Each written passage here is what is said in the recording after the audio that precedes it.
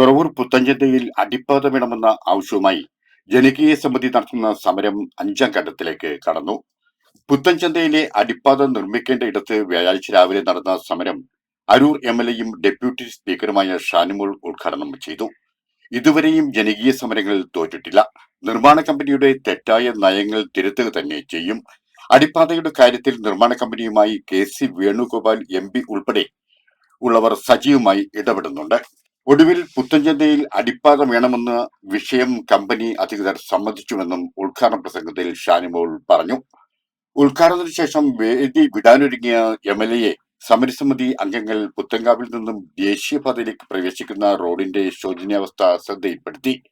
ഉടൻ തന്നെ MLA ആലപ്പുഴ ജില്ലാ കളക്ടറുമായി ടെലിഫോണിൽ ബന്ധപ്പെട്ട് സംസാരിച്ചു.